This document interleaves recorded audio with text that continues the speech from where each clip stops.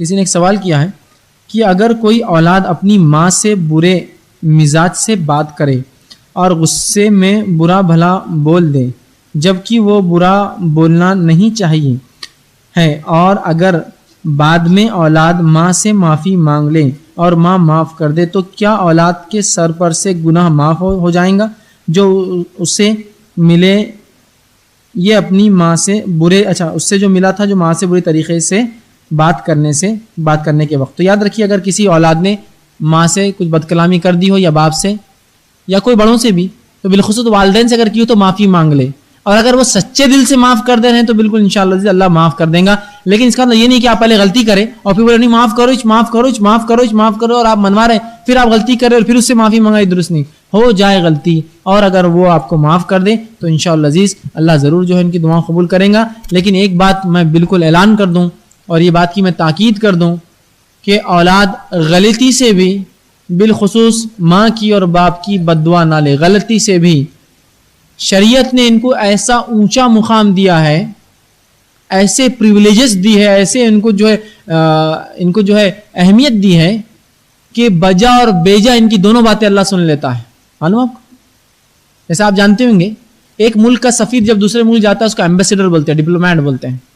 Diplomat اگر کسی ملک میں خون بھی کر دے تو اس پر کیس درج نہیں ہوتا اور کیس نہیں چل سکتا، اس لیے کہ اس کے رائٹس اتنے اونچے ہوتے ہیں چونکہ دوسرے ملک کا نمائندہ ہے. ہاں دوسرا ملک اگر چاہے ایکسٹریڈیشن ٹریٹیز اگر ہو دونوں کے بیچ میں، کے بعد تمہارا قاتل ہمارا قاتل ہم کیس چلائیں گے تب ہوگا.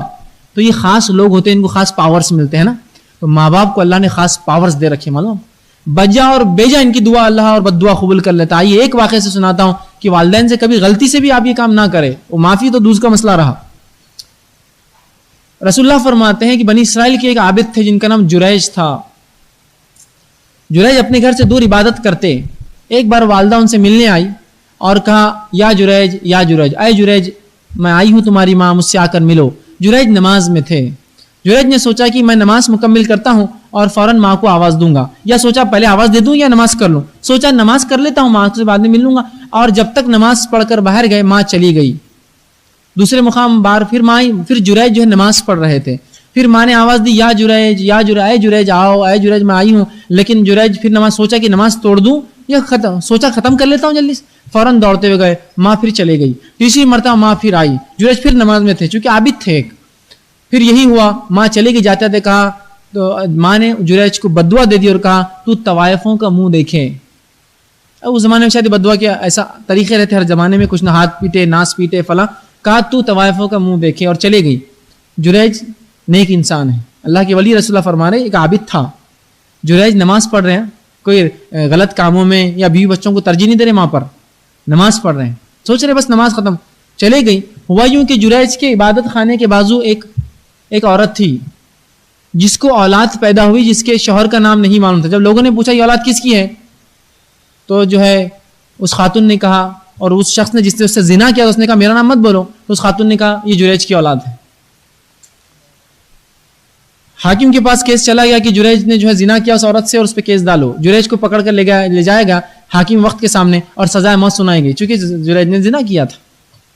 جب جریج کو پھانسی پہ لٹکانے لے جایا گیا تو جب جریج مسکرانے لگے، چونکہ وہ عورت طوائف تھی، کھڑی تھی سامنے اور ہنس رہی تھی. کیا کہا تھا میں نے؟ تو طوائفوں کا منہ دیکھے. وہ کھڑی تھی تو جریج ہنسنے لگے. تو بادشاہ نے کہا کیسے گناہگار انسان ہو، موت کا وقت اور ہنستے ہو؟ تو کہا میں موت کے وقت نہیں ہنس رہا ہوں، میری ماں کی بددعا مجھے یاد آ گئی کہ اس نے کہا تھا تو طوائفوں کا منہ دیکھے، اور وہی ہو گیا. اللہ رب العزت نے جریج پر رحم کیا اور وہ بچہ جو زنا کی اولاد تھی وہ بول اٹھا اور کہا میرا باپ وہ چرواہا ہے جس کا میں بیٹا ہوں. اور پھر جریج کو آزاد کیا گیا اور اس کو سزا دی گئی، جریج کے واقعے کا بچہ. تو یہاں اللہ نے دیکھیے ماں کی بددعا قبول کر لی. جریج نماز پڑھ رہے تھے تو ان کو اسپیشل پریویلیج. آپ بولیں گے ایسا کیوں؟ یہ لوگ ہی ایسے، ان کا مقام ہی اتنا اونچا ہے کہ اللہ ان کی جا بجا سب سن لیتا اٹھا کر.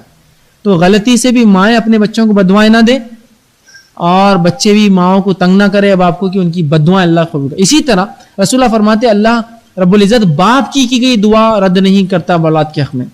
ماں کا بھی لفظ ہے اس میں لیکن باپ کی خاص طور سے، اس لیے کہ مائیں تو دعائیں کرتی ہے، باپ دعا نہیں کرتے بچوں کے حق میں کبھی بھی. ہم نے دیکھا کہ بس وہ نہیں میں بولتا نہیں، میں کرتا نہیں، میرے دل میں ہے نہیں، کرنا چاہیے.